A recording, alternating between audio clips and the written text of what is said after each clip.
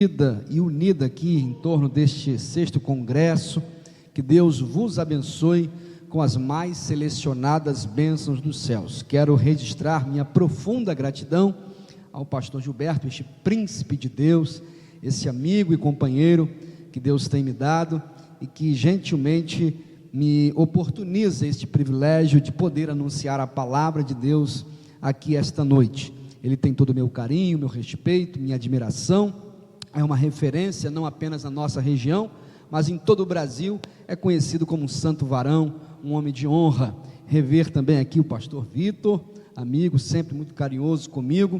Em nome dele, saudar a todos os companheiros aqui do ministério, demais pastores, e dizer aos irmãos que é sempre um prazer poder servir a igreja do Senhor Jesus aqui em Guaratiba. Como a igreja aguardou de pé, em reverência exclusiva à palavra, abra sua Bíblia em Atos capítulo de número 13, vamos ler do verso de número 1 ao verso de número 4, eu pretendo fazer uma exposição com o entendimento do tema que os irmãos escolheram, um tema lindíssimo, né? Que tipo de culto temos prestado a Deus? Será que nosso culto tem agradado ao Senhor?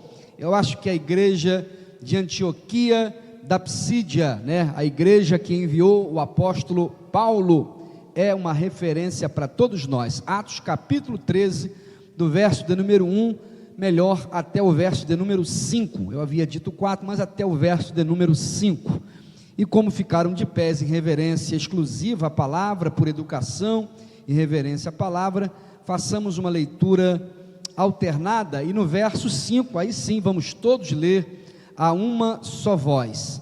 E na igreja que estava em Antioquia havia alguns profetas e doutores, a saber, Barnabé e Simeão, chamado Níger, e Lúcio, Cirineu, e Manaém, que fora criado com Herodes, o tetrarca, e Saulo.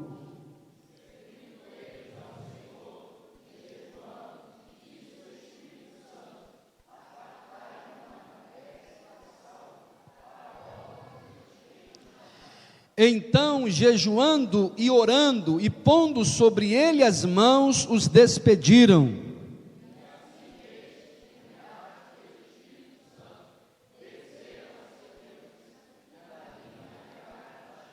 Todos, e chegados a Salamina, anunciavam a palavra de Deus nas sinagogas dos judeus, e tinham também a João como cooperador. Podem sentar, glorificando o nome do Senhor.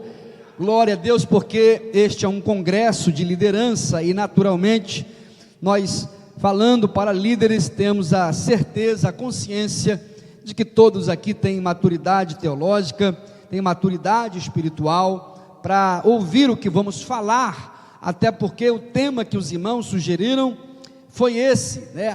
A temática do culto na vida da igreja, e todos nós sabemos que o culto é um dos meios da graça. Os reformadores gritaram isso, inclusive domingo que vem é o dia da reforma protestante. Nós, diferente, né, dos católicos, cristãos católicos, que dividem o culto em latria e idolia, temos um único culto, a um único Deus, a um único que é digno de toda honra, toda glória, todo louvor e toda adoração. Mas naturalmente que o culto cristão precisa ter algumas características, precisa ser sobretudo identificado com a igreja do Novo Testamento, porque naqueles dias naturalmente haviam muitos tipos de culto. Haviam os cultos enoteístas, os cultos politeístas, os cultos muitas vezes praticados pelos pagãos, cheios de rituais, cheios de liturgia, cheios de dança, cheios,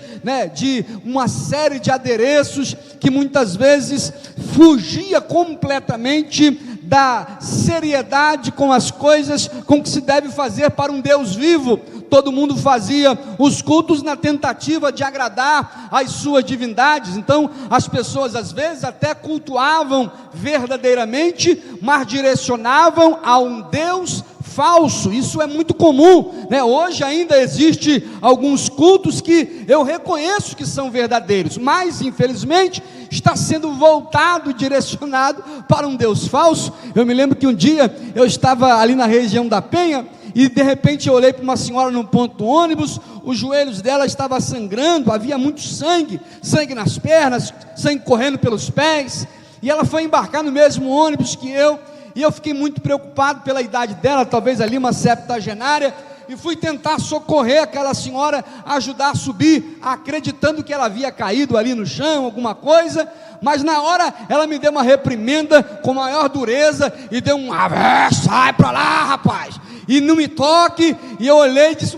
mas eu pensei que ela estava ferida, machucada, e ela acabou depois dizendo que não, que ela estava bem, porque aquilo dali fazia parte do culto dela. Ela tinha acabado de pagar uma penitência, subindo na igreja Nossa Senhora da Penha, que fica lá no alto de uma rocha, e ela subiu aqueles 300 e pouco degraus de joelho, e desceu de joelho. É um culto verdadeiro ou não é? Eu tenho crente que não consegue, na minha igreja aqui eu sei que o pessoal gosta de oração, mas na minha igreja tem uns irmãos aí que não fica nem meia hora de joelho, já começa a mexer o pezinho para cá, já começa a mexer o pezinho para lá. Tem gente que nem gosta mais de culto de oração, chamou para não pastor, para que oração?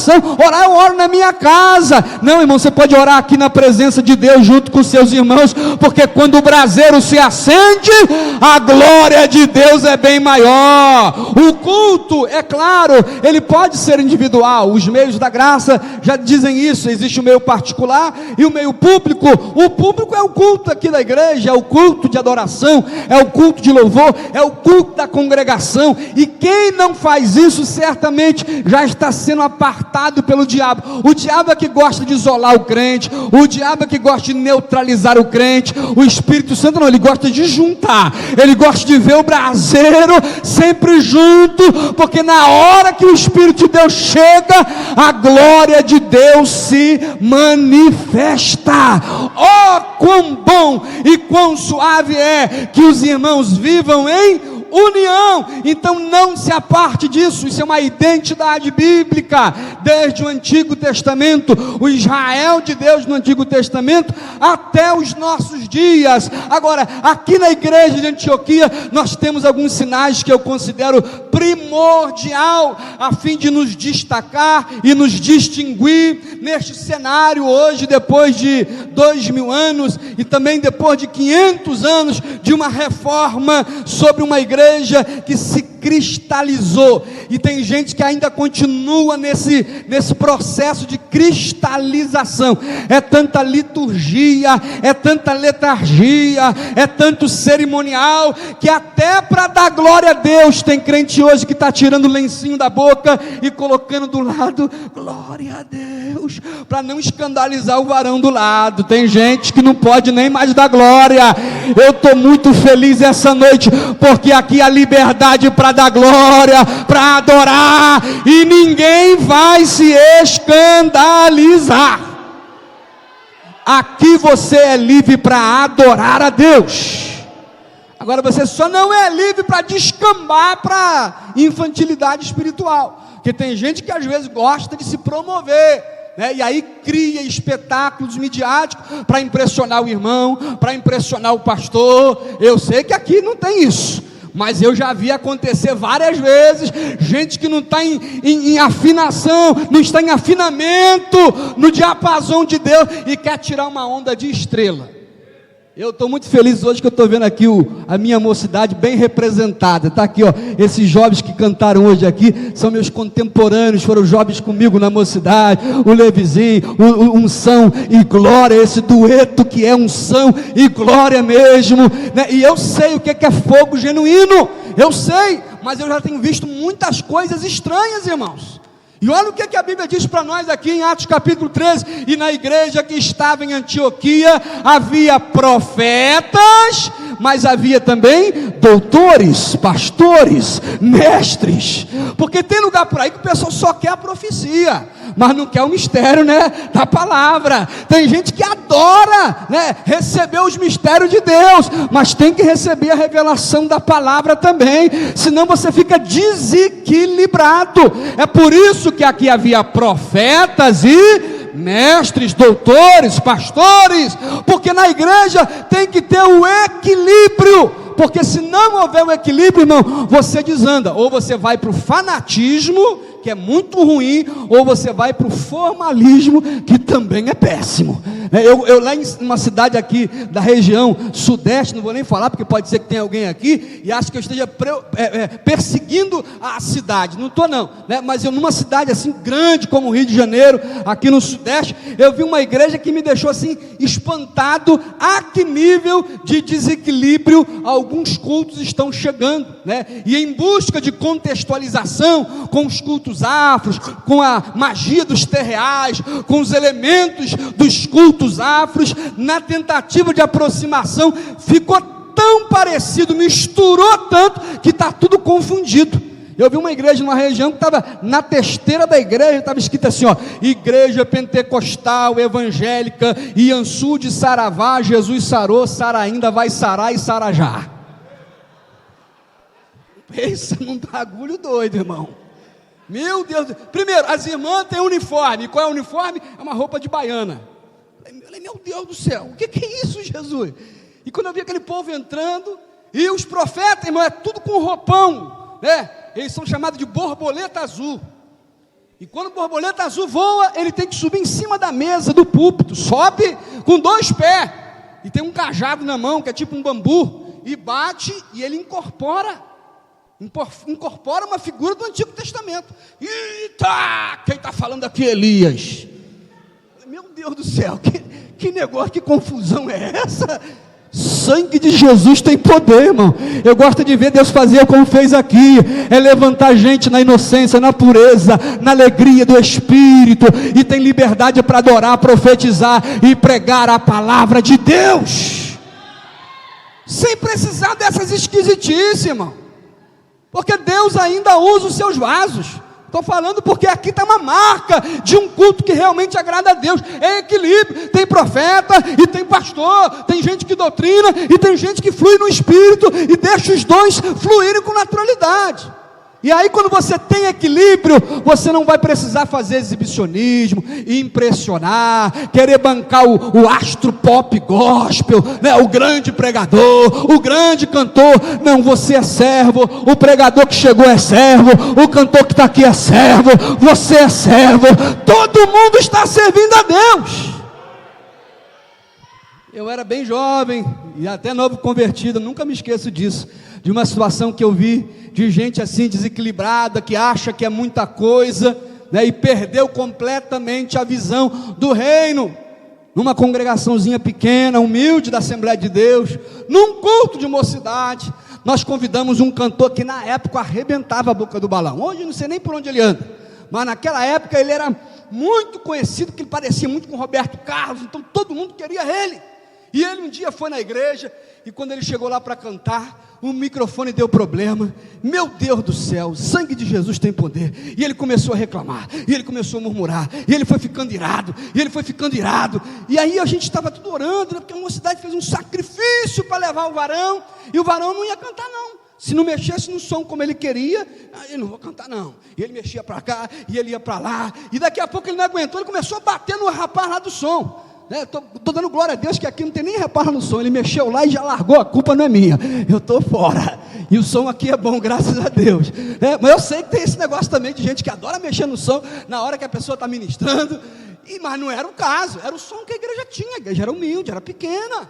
Aí ele, é por isso que eu estou falando, eu já cantei nas festas, eu já cantei na noite, eu já cantei nos bares, é tudo bom e do melhor. Agora vem aqui para a igreja, aí esse bacural, essa caixa parecendo um som de cambachirra. Falei, Jesus, o camarada ia lá, ele é maluco.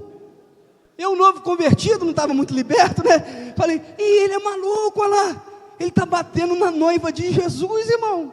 Porque quem é a igreja? É a noiva do Cordeiro.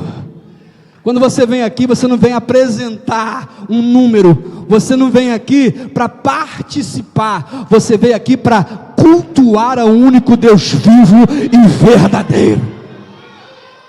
Aí eu estava sentado lá assim, tinha um diáconozinho, hoje ele continua do mesmo jeitinho, ele era pequenininho, baixinho, pretinho, e ele começou, Aí eu falei, meu Deus, o varão está explodindo aqui. E ele começou a fazer assim, ai Jesus, eu não aguento. E o camarada lá em cima dele, mas o pastor não estava com coragem não. E o rapaz reclamando do som, e reclamando dos músicos, e o diácono está, ai Jesus, eu não aguento. E eu estou olhando para ele, falei, meu Deus, ele parece que vai explodir mesmo. Foi ficando roxo, ele era pretinho, foi ficando roxo. Falei, rapaz, é Deus, Deus vai tomar ele. E quando aquele camarada estava fazendo aquela firula com a igreja, achando que era o dono da cocada preta, o vaso, irmão, não aguentou, a pressão chegou em 780 libras. Ele explodiu. Tá! Irmão, eu nunca vi um homem voar, mas naquele dia parece que ele estava voando. Ele do banco assim do lado, ele deu um pulo, e aqui no meio do pulo, ai, terra!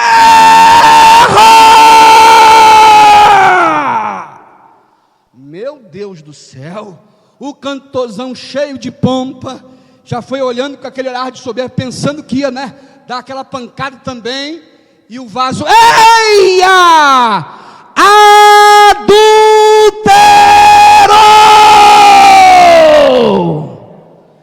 Quem és tu para afrontar a minha igreja?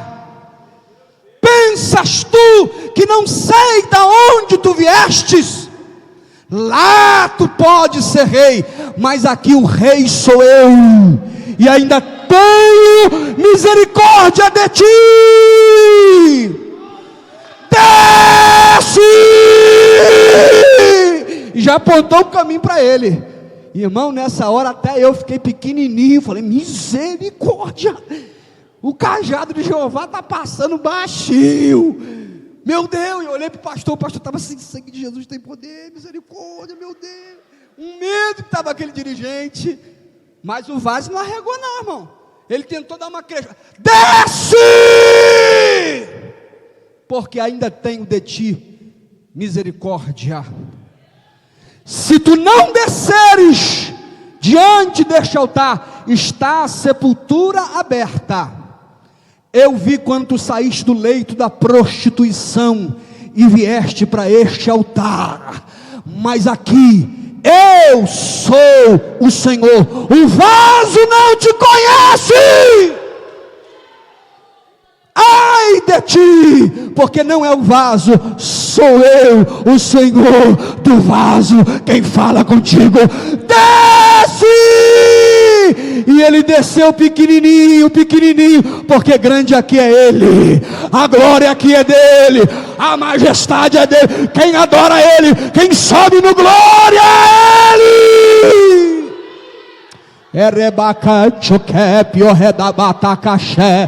Dá lugar, igreja, esse é o lugar do Deus vivo e verdadeiro. Aqui não precisa ficar fazendo movimento para querer insuflar ninguém não, é na naturalidade. O dueto está cantando, o fogo está caindo, o diabo está fugindo, o azeite está ungindo, a glória está descendo, o diabo está correndo. É esse o mistério de Deus.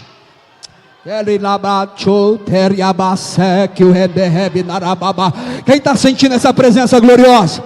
Quem está vendo essa nuvem de glória que corta a igreja? Ele é Ele. Por isso, meu irmão, tenha liberdade de adorar a Deus, mas não despreze a palavra, a doutrina do seu pastor, o ensino da liderança. Você é líder, Deus está te colocando como líder. Coloque o seu lugar no lugar que Deus quer, porque Deus é quem manda e quem comanda esta igreja. Agora, além dessa marca que é neotestamentária, que é o Atos, que uma marca do nosso culto é imprescindível, é a consagração. O nosso culto tem que ser um culto consagrado. Como eu falei, não é nem fanatismo, nem formalismo. Tem igreja que você vai aí parecendo que é canto gregoriano. Amém.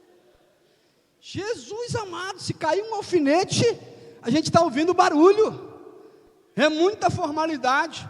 Mas olha o que diz aqui o texto: e servindo ao Senhor e jejuando, disse o Espírito Santo. Quem disse? O Espírito Santo tem igreja que ele não está falando mais não. Tá não, irmão, tá proibido de falar. Fui pregar numa igreja aqui no Rio. Foi no outro lugar, aqui no Rio. Me convidaram, eu fui lá, não conhecia a igreja, o irmão me recebeu com o maior carinho. Quando eu cheguei, ele falou: pastor, a igreja aqui está numa prova. Eu falei: mas por quê? Não, na hora o senhor vai ver. E recebeu na pista, Avenida Brasil, entramos, fomos lá para dentro da comunidade. Chegou na porta da igreja, é aqui. Igreja vaziazinha, quase ninguém.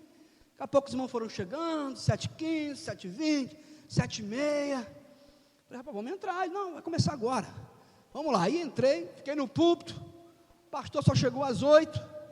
Mas ele falou assim: quando chegar lá tu vai entender. Aí eu entendi. Eu olhei para a testeira do púlpito, estava escrito assim com um sinal de trânsito bem grande: pregador, atenção, culto normal, 20h45, culto festivo, 21h, e aquele sinal de não ultrapasse. Falei: meu Deus do céu, tem que mudar o nome dessa igreja aqui, irmão. Tem que escrever ali na frente e acabou, foi-se a glória de Deus.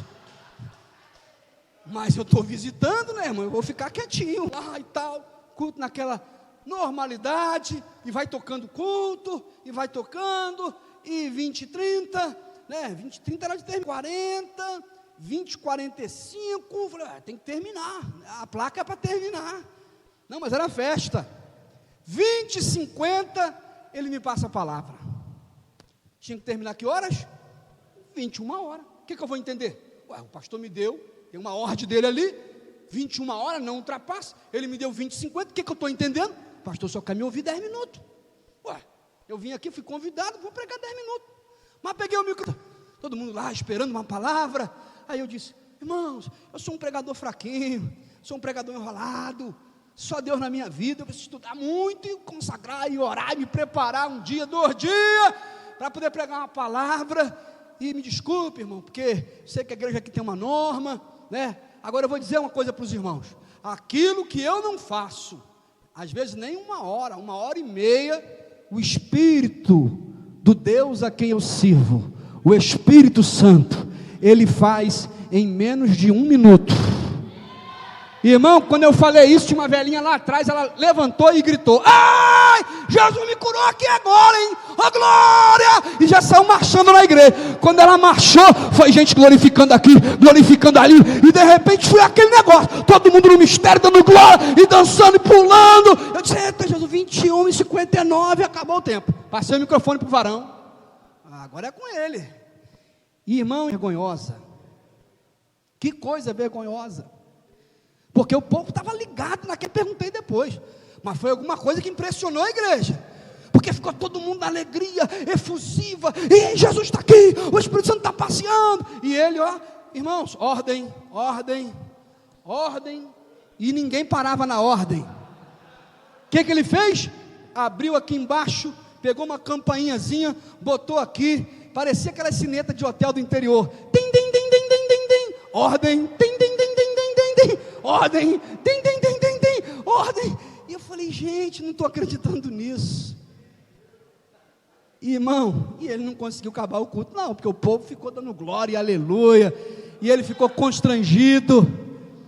E para minha tristeza, depois que acabou aquele culto, já na despedida, eu fui surpreendido com uma triste notícia, uma confissão que eu jamais imaginaria receber, porque aquele homem já estava há 5 anos numa relação de adultério, e naquele dia ele veio se arrepender e dizer: eu não posso mais ficar diante da igreja, mas eu não sei fazer outra coisa a não ser isso, o que vai ser de mim? Olha que tristeza, quando um ministro de Deus perde o afinamento com o Espírito Santo, e não ouve mais a voz do Espírito de Deus. Nós não precisamos de religiosos, de ministros mortos, de gente cheia de liturgia, nós precisamos de gente que ouça a voz do Espírito. Onde estão os do Espírito Santo?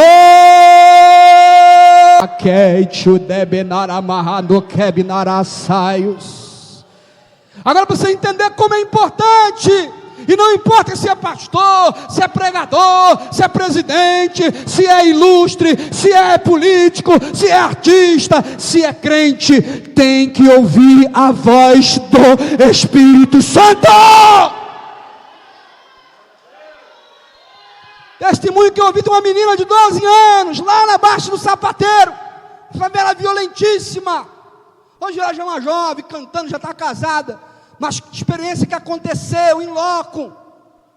Quando ela se converteu, tinha 10 anos de idade. Ela era filha do traficante lá do bairro, lá da favela, da comunidade. Um homem lá conhecido, com muitas mulheres. Mas era a filha lá da adolescência dele. Ele teve ela quando tinha 15, 16 anos.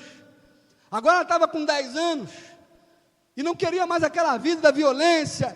Porque na comunidade, quando alguém é filho do traficante, se acha o dono da comunidade. Mas ela começou a frequentar uma Assembleia de Deusinha pequena lá. E o Espírito Santo falou com ela, numa visão, que ela viu uma bola de fogo dentro da igreja, que voava para um lado, que voava para o outro, e não parava. E ela disse: que bola é essa? Parece o sol. E Deus falou com ela: é o sol da justiça que está brilhando para você. A sua vida não vai ser como a dos outros. Eu vou fazer de você um vaso. A menina se converteu, ficou crente, indo para a igreja, alegre, se envolvida com as crianças, adolescente. O pai ficou aborrecido, começou a proibir a menina para a igreja. Um dia ele foi lá na igreja, mandou um salve lá para o dirigente, falou: ó, minha filha está ficando desencaminhada, estou ficando sem moral aqui na favela. Se vinha para casa, você ficar aliciando a minha filha, eu vou quebrar você. O pastor ficou cheio de preocupação.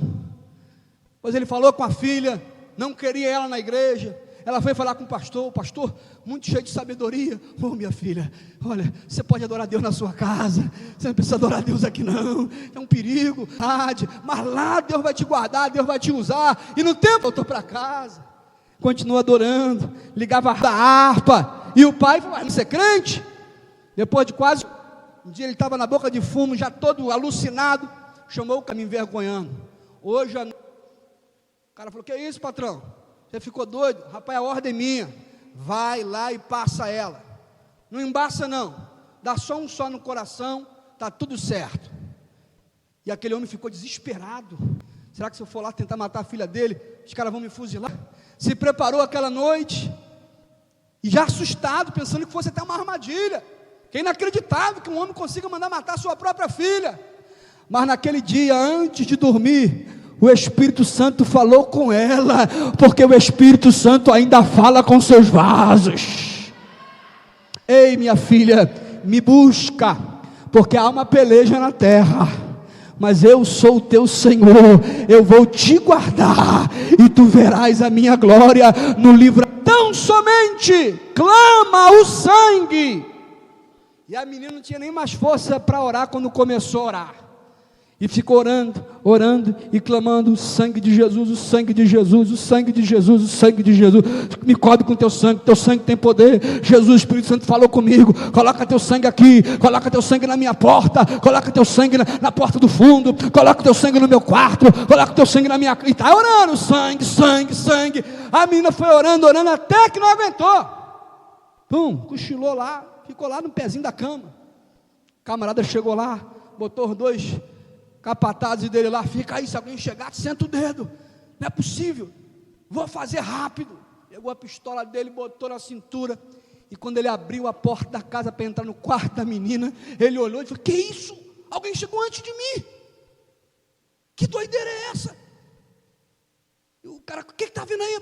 Rapaz, entraram aqui antes de mim, tem sangue para tudo quanto é lado, tem sangue no teto, tem sangue no chão, tem sangue na parede, tem sangue na mesa. Para onde? Vamos sair daqui, vamos sair. Saiu correndo, voltou para a boca de fumo, foi lá no quarto do patrão, lá chamou: patrão, levanta, olha, o senhor mandou fazer. Não foi eu não, patrão, o senhor falou para não embaçar, eu ia dar um só. Alguém chegou, alguém invadiu então a favela, tem muito sangue na tua casa. E ele: que é isso, rapaz? É muito sangue. Que sangue? Sangue na parede, sangue no chão, tem sangue na mesa, tem sangue na cadeira. Vamos correr para lá. Aonde você olha, tem sangue. Eles foram aquele bando de homens, mais de 50 homens armados, e quando chegaram lá e olharam, não tinha sangue do lado de fora. O que sangue? Está ficando doido? Tu fumou antes de vir para cá? Não, rapaz, entra lá, está cheio de sangue lá. E quando eles abriram a porta para ver o sangue, não tinha sangue. Quando abriram a porta do quarto, a menina já tinha acordado de novo, e estava: Jesus, o teu sangue tem poder, bota o teu sangue aqui, coloca o teu sangue aqui, coloca o teu sangue aqui, coloca o teu sangue aqui, e o sangue do Cordeiro estava realmente em toda casa. Quem pode subir num brado de glória, de vitória, porque teve de Deus. Quando você tem comunhão com o Espírito, meu irmão, é diferente. O teu culto não é um culto morto, é um culto vivo, para um Deus vivo. Aqui não tem ladainha, aqui tem afinamento no diapasão do céu. Sobe no teu brado de glória e de vitória, porque Deus está ouvindo o teu clamor essa noite, e o Espírito do Senhor está liberando uma palavra sobre você.